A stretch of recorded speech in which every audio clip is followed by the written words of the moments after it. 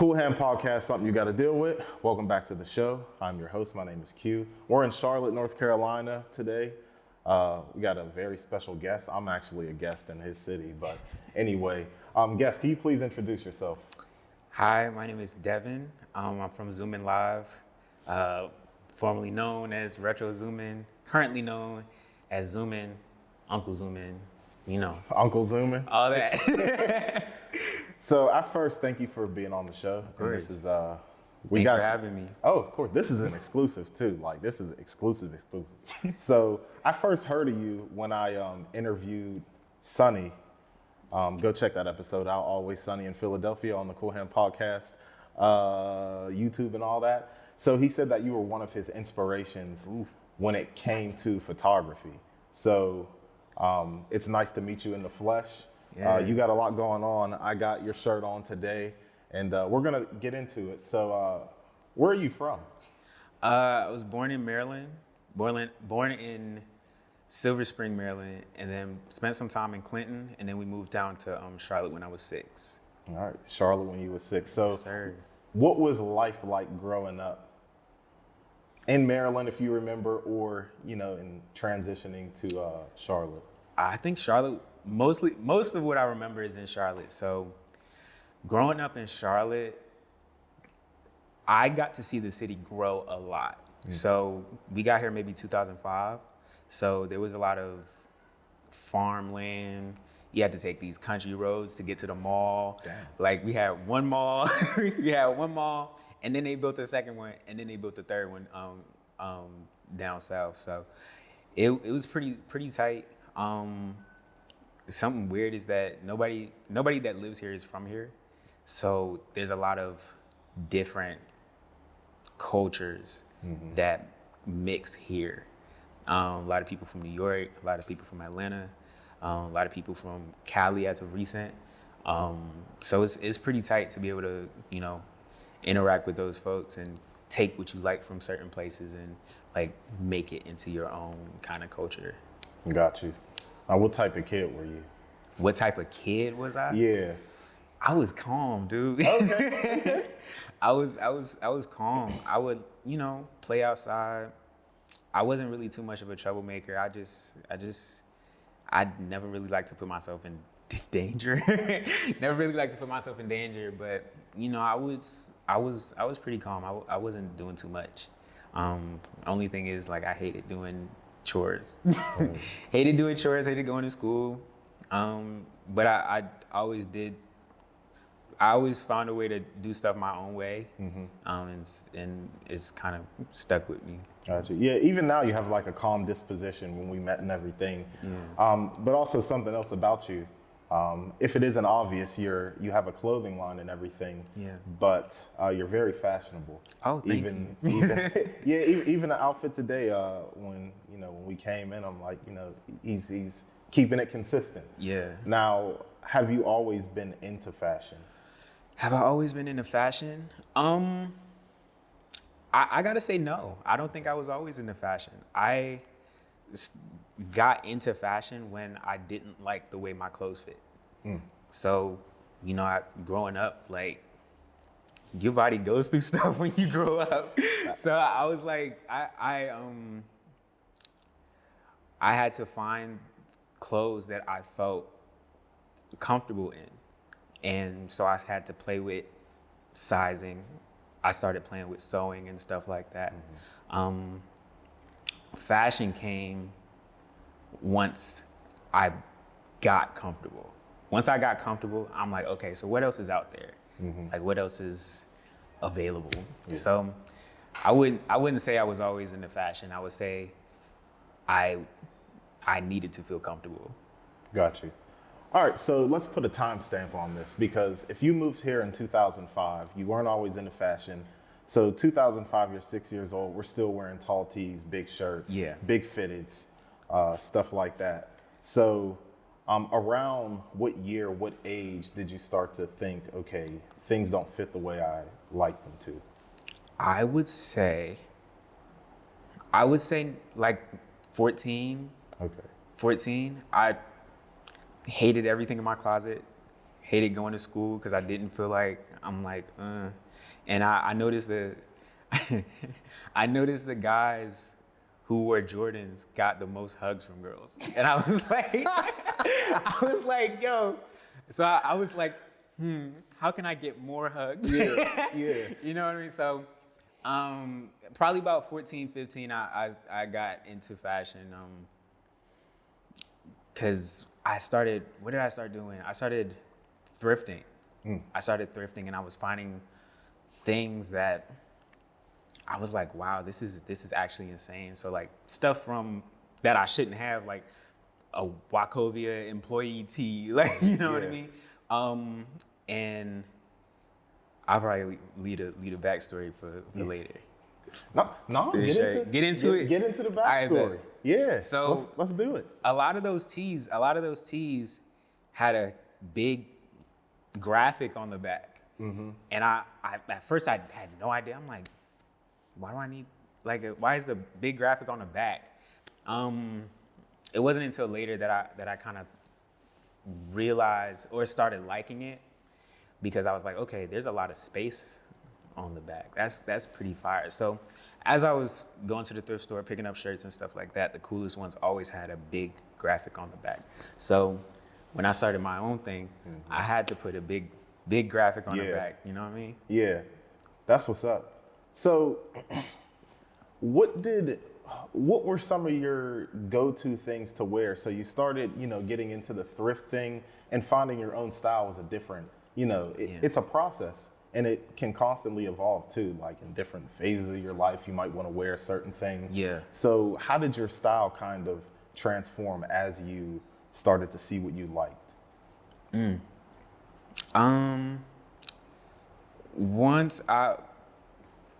High school, I started getting on social media more. So I was looking at people who had a similar body type as me. And I was taking those silhouettes, not so much what they were wearing, but how it fit on them. I was taking those silhouettes and applying them to myself. So when I would go to the thrift store, I would get a shirt that was a large, but it would be like skinny and long. Yeah. And I'm like, that doesn't work for me. So I would get that shirt. I'm like, all right, shirt's still good. I'll get it. And I would get a cardigan too, to like layer it and kind of fix the silhouette a bit. So that's kind of that. That's been how it evolved kind of for me. Just playing with the silhouette, seeing what works, what didn't work, what I felt comfortable in, what I didn't. Because a lot of the stuff that I wear, like, was based around my own insecurities. So I was working with them instead of letting them limit me as to what I could wear. You know what I mean? So, all right, you just threw like something in the mix. So what were you, I don't want to say trying to hide or hiding when you talk about insecurities. I let everybody know. I got 2 big teeth. They used to call me SpongeBob in school. They called me Bugs Bunny before SpongeBob dropped. SpongeBob came out in '99. Then my 2 teeth became SpongeBob teeth. So, just to throw that out there. So, it is what it is. I got a LeBron James hairline. So. Who's all going through it, dog? So what was there to kind of, what were you insecure about to where you needed to kind of like alter your look? I always thought, like before I started, like I had my little moment in the gym and stuff like that. Before I started that, I always thought I had like a big butt. I always thought I had a big butt. So I was like, nah, we got it. Like I can't be walking out here like thick. I can't do that. I can't do it. So I wear stuff that kind of like straightened me out. And I was skinny. Yeah. So I would get stuff that kind of, biggened me up and straightened me out. So that's that. And then I hate like when the nipples go through the shirt. Yeah. As a man, I can't do that. I'm like, yo, you're not finna be sitting here looking at my nipples, dog. So I'm like, we gonna layer it up. We gonna do something. Cause I just didn't feel comfortable like that. I got you. Yeah. Oh man, the nipple thing, that's real. That's real. Like honestly, like I feel like for me personally, I accepted it. It's Yeah. like, and I hate it. Like I'll look in the mirror, I'll be like, nipples you kind of see my nipples through the shirt, but it is what it is. Yeah. But that's a great segue because this shirt that I'm wearing, you're not gonna see, no nipple. No You know nipple. what I mean? Not with the clothes that you designed. Right. So Facts. let's. At what point did you think I want to start designing my own clothes? When the stuff that I wanted became too expensive. I'm like, listen. And when the stuff that I wanted became too expensive, and when I started taking everything that I bought and cutting it and sewing it back together. So I would crop a lot of tees because I'm like, yo, this junk going way past where I want it to. It looked like I'm wearing a dress. Nah, we gonna chop the bottom off. We gonna hem it up so it looked like it was never even cut, and it's gonna sit right where I want it to sit. And I was for real about that. I was for real about that. So I was like, okay, I really like this fit. Whenever I go outside, people tell me that they like my outfit, and I'm like, thank you.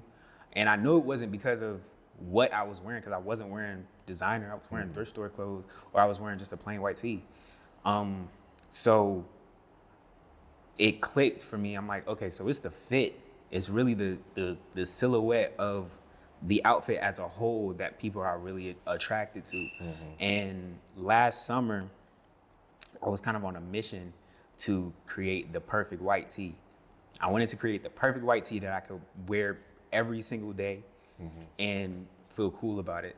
So just from trial and error, I feel like this right here. I feel like that's not it. I feel like this right here is the perfect white tee for sure. So that's kind of how that started. Okay, that's what's up. So just real quick too about the sewing, because how proficient are you in sewing? It does what it does. It does what Yeah. it needs to do. Gotcha. I don't have like a sewing machine, so I do everything that I do by hand. So it definitely taught me patience. But yeah, I'm not like a master sewer or anything like that. But you can take care of yourself, like hemming and stuff, because that's a skill that I a lot can fix a button. Yeah, I can can't fix a button, so that's what's up. So you said something that we kind of chopped it up about earlier, about things that you wanted to wear become too expensive. Like we're young, we don't have all the money, Yeah. especially say a few years ago when we're even younger and broker.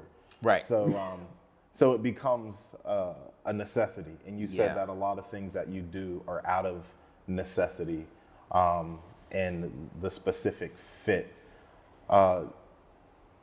When it comes to the perfect white tee and the clothes that you wear, or the clothes that you design rather, what is the mission for your brand?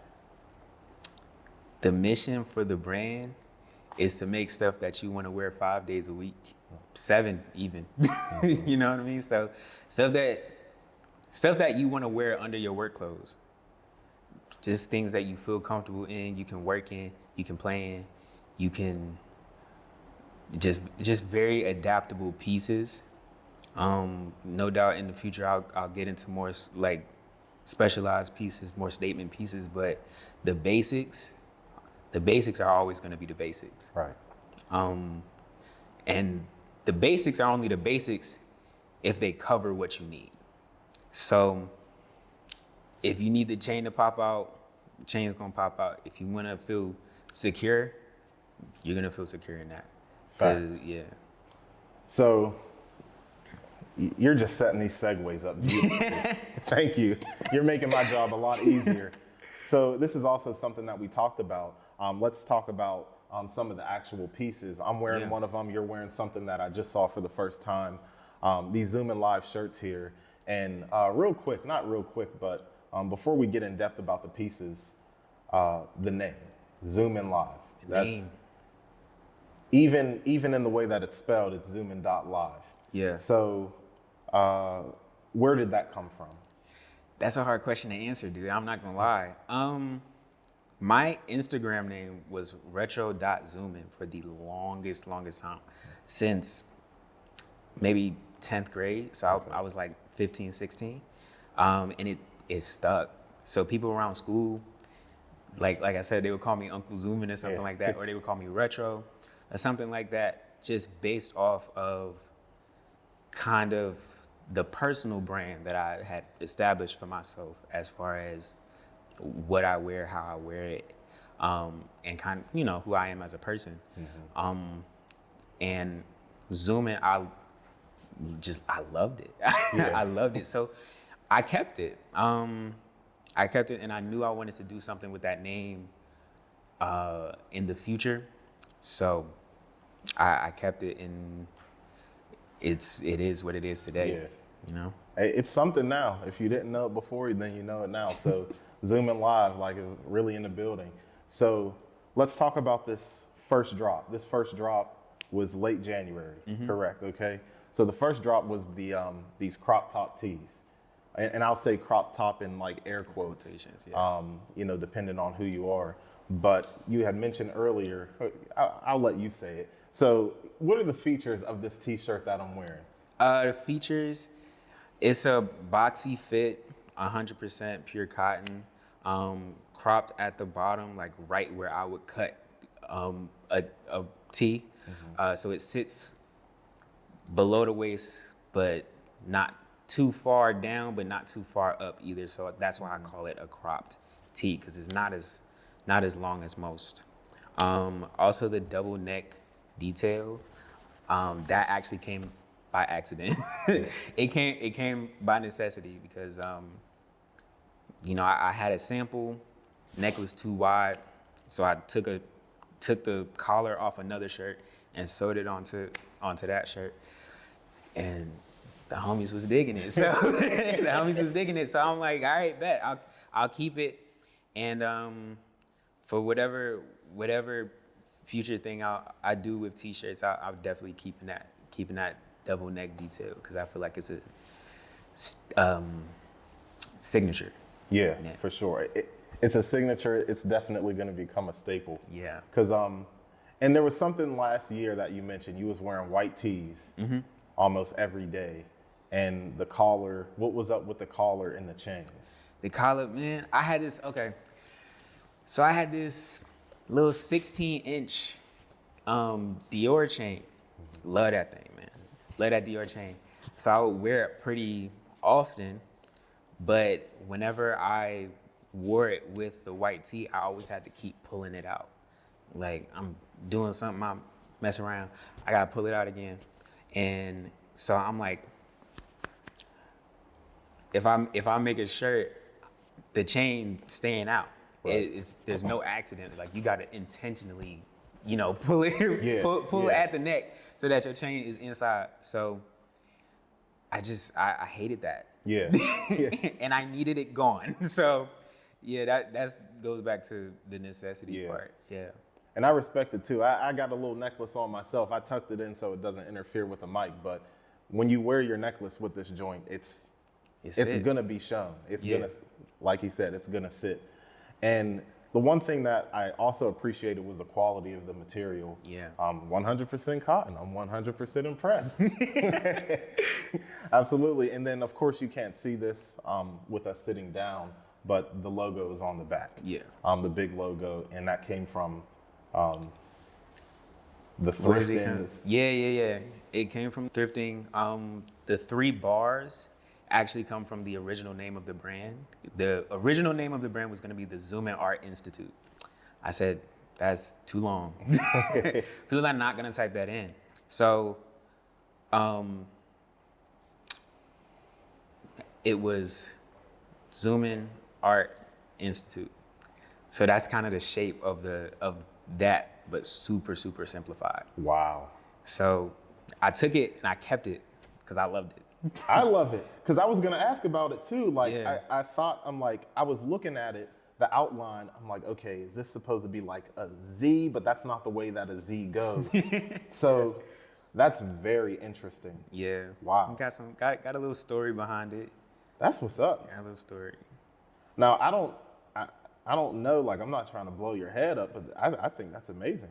I'm not trying to, make you cocky. I don't know if he was cocky before this, but you might be. I'm not, bro. I'm not. I promise you. No, that's what's up. So, also something else that you have is the scarf. Now, I don't own this myself, and then we have some other things. So, when it comes to some of the things that you create, you said that it was built out of necessity, or some of the things that you've created are out of necessity, things that you would wear. And I really appreciate it. What was the idea behind the scarf? The idea, like the graphic, or the idea behind like having a scarf Both. to offer. The graphic was actually a painting that I made. I was in the shower one day, dude. I was in the shower, and I was just thinking, I don't know, like how you think in the shower, and I saw this picture, and I was like, oh yeah, I got to do that. So I went and I grabbed my sketchbook and I drew it. So it's one line like this, another line like that, and then other lines to make the eye like come together. So I did that, put it on canvas as one does. Yeah. And later I digitized it, put it in Illustrator, put the lines in, changed the colors up. I wanted a scarf, so I made one. I'm impressed. I'm like for real impressed. Like I don't, like this isn't some everyday stuff. Oh. Like maybe you're flattering me now. No, now I'm not all the way in the fashion game, but I would imagine the same way like celebrities have their own liquor. They're not manufacturing the liquor themselves. They're not aging it. They have a team of people. They come to them. They sip this. Is this what you want to put your name on? You made the liquor, so to speak, the proverbial liquor. You aged it. You came up with everything. Like I'm real deal impressed. Thank you, dude. All from the shower thoughts. All from the shower, man. Keep yourself clean. Yeah, wash up. So, we also have the sunglasses, the rose gold joints. My wife was trying them on. She loves them. She ain't know nothing about them before this. She tried them on. She said, and she thought she doesn't look good in many pairs of sunglasses, but this is, so where did the idea spawn from here? I wanted shades that I could wear at night. So I'm like, all right, because I tried to do that. I had these gradient shades, and I tried to wear them at night. I'm like, I cannot see a thing. I can't see a thing because it'd be dark at night. So I wanted something that I could wear at night, and I loved it. I love a tinted lens, just because I feel like it makes the day feel like a movie. Makes the day feel like a movie, so you kind of have a different memory of the day because of the way you saw it. So that's kind of the reason I chose these in particular. Got you. And the fit is nice. Like I was, watching. I've seen it on your Instagram. My wife tried them on, and the fit is nice. So check those out. Now let's get to this new shirt, this new never before seen for me till today. I call it the bowling shirt. The bowling shirt. So where do you even find this? Like to get somebody to create this in bulk? Like I have a lot of questions. Where do you find it? I'm put y'all on sauce. Alibaba. Okay. You go to Alibaba and you pick what you want. Now you do need to know what you want though. Alibaba is really just a tool. They're not gonna make you a great designer. Not saying I'm a great designer, but like we are. But Cool Head Podcast.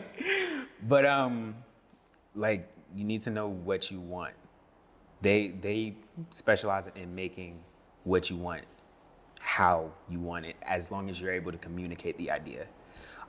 So as long as you kind of have a frame of reference, like I have a if it was a book, it would be a big book of references, like screenshots from things that I've seen that I like, just the fit.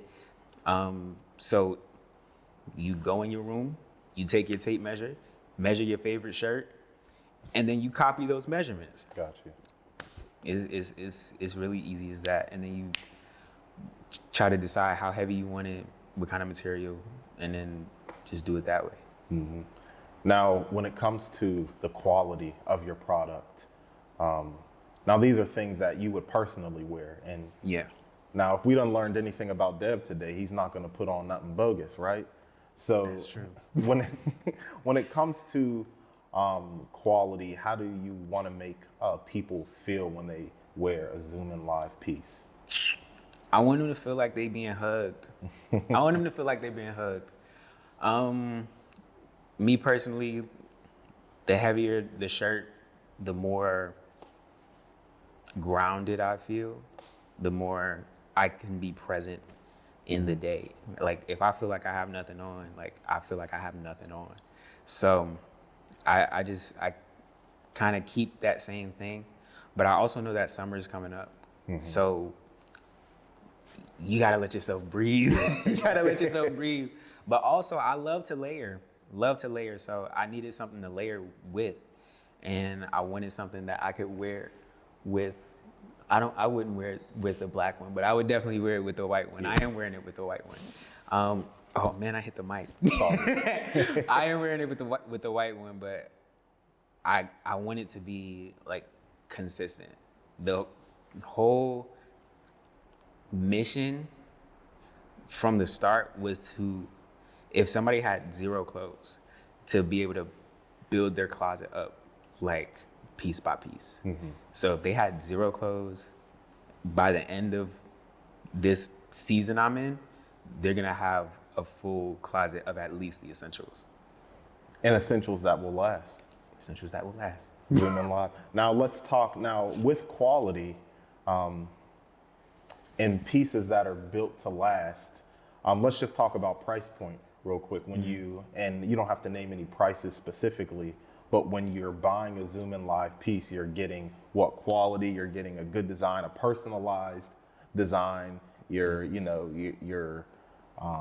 bodily features might not be showing through the shirt and everything. So what can people, expect price-wise if they never had a Zoomin Live piece before, and why? To put a staple on it, why should they buy that piece? Sell me this shirt. Sell you this shirt. I would tell you to set money aside. I would tell you to set money aside because buying one of my pieces is an investment. It's really an investment in yourself. It's an investment in your comfort. It's an investment in the durability of the piece and the longevity of it, really. Mm-hmm. So, and you can switch it up with it. Mm-hmm. You can dress it up, you can dress it down. And I think that's important. I think that's important to be able to wear the same thing but have a bunch of different fits with it. Right. So I'm not gonna say I'm the cheapest person, nor do I aspire to be, but you're definitely gonna get what you pay for. Got you. One more thing, I'm gonna backtrack. I wanted to know about the placement of the Zoomin Live on these shirts. I have no idea. I'm not gonna. The placement. I wanted it to be simple. I wanted the graphic to peek under a jacket or a shirt that you have wearing open, Gotcha. So that people ask you to like open it up yeah. and show you what it is. Because I mean, there's a challenge with the graphic being on the back. Because if you wear something like a jacket or a cardigan, you're not gonna see that. So you're gonna see it regardless. Yeah. You don't know what you're wearing. You know what I mean? You're gonna see that logo. Okay, right. Thank you. I'm glad I asked that because I'm like, it's an interesting placement. Yeah. So, what's next for Zoomin Live? Where do we go from here? Onward and upward. Onward and upward. I'm gonna continue with the essentials for now. Continue with the essentials for now, and then maybe sometime next year we get into more high-end staple pieces. Got you. Like let's see what this can really do. You know? Oh, it's going up. I think it's going up, and we're we're at your pop-up shop today. Yep. So, for time references, it's May 13th today. Is it May 13th? Mm-hmm. All right, it's 2023. So, what was the idea behind this? Because there's a lot of work that gets put in, like to make something like this happen. A lot of planning, a lot of stuff. What was the idea? I really wanted to build, I think my goal right now is to build a community. I want people to be around. I want people to see what we have going on, and I want people to be a part of it, or at least have the opportunity to. So I think this is a great way of getting people together, realizing, hey, I like this group of people, let me stay here.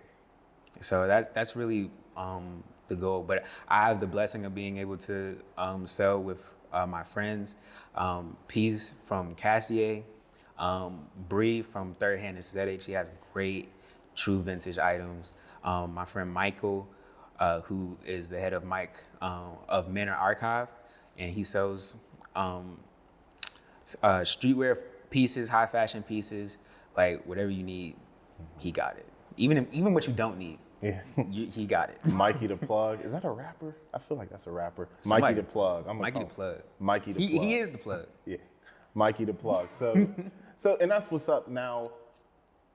The thing about this, like, it's one thing to have an online presence. Yeah. That's the thing. And this is what you got to respect about an event like this, because you can just sell straight off the internet. Yeah. Having an actual, pop-up in the sense like a temporary storefront. Yeah. I think taking the initiative to do this, because when you start a business, you're at a loss. Oh, yeah. You're just taking straight losses, straight hits, yeah. Until you're able to, eventually break even and make a profit. So, what was it like trying to organize this? It was stressful. I'm not gonna lie, it was stressful, because I've never done anything like this. Mm-hmm. I'm not the type. I'm real low key, not the type to throw a party. I had a graduation party, but like, for me, it was really gonna be my graduation party, my wedding, and then my funeral. That's what it was gonna be. But I had we just went through like 2-3 years of COVID. We couldn't go anywhere. Right. So to be somewhere with like-minded people, I feel like is not to be taken for granted. Mm-hmm. And to have the opportunity to do that for people it's crazy. It's dope. Mm-hmm. I love it. Yeah. So what's the goal? What's the goal with this pop-up? I feel like it might be a little self-explanatory. Yeah. But if you had a specific goal, you did say build community. Mm-hmm. So just to put a staple on this little segment, what's the goal of this pop-up today? The goal of the pop-up. Goal of the pop-up is to get everybody together. Goal of the pop-up is for the people that I'm selling with are the people that I really believe in. Mm-hmm. I clearly believe in myself. I believe in Cassier. I believe in Third Hand Aesthetic, and I believe in Manor Archive. So I can use my whatever influence I have to get people to be able to get everything that they need. Whatever you need for the summer, we got it here right now. Mm-hmm. So you're gonna be good. You're gonna be good for the summer, and then we got the winter time. That's a good thought. You can get everything you need here. Everything you need. So if you're not here, you're missing out. But can we expect any pop-ups in the future? For sure. Pop-ups, maybe a fashion show, maybe a fashion show. I don't know. We don't know what's next. Any last words? Anything else? Any shout outs? Any sneak disses? I always give sneak disses. I always give everybody a chance to shoot at the ops. I don't think I have any ops. If I do, I'm sorry. that is the most spiritual response. If I do, I'm sorry. I don't know. I think that was the best response I got from the ops thing. Like, no. I want to shout out my mom and dad because they looked out a bunch throughout this whole process, giving me infinite amounts of wisdom, infinite amounts of resources. Same with Michael, his wife Lainey, Peas. Peas and Brianna for believing in me to, make this happen. And Jehovah, above all else, Jehovah. Look at the spiritual brother. That's real though. I wouldn't be able to do it without him. I wouldn't be able to do it without him because, who am I? Yeah, we get it. So no, we get it. Whoever's watching gets it too. Amen. So this is the Cool Hand Podcast. Dev of Zoomin Live. Thank you. Thank you for having us here. Thank you for granting us early access. It's about to get real live. We're gonna have a lot more content from this day. So shout out your brother too. Shout out my brother Z. Yeah, He's helping me. He's gonna be helping me in the future too. Yep. That's my boy. I love him. Shout out to Z. Kayla, I love you. He's over here giving love. I gotta give love too, Kayla. But this is the Cool Hand Podcast. Something you gotta deal with. Easy. All right. That's one thing down. That was dope. That was good. That was really good. Yeah.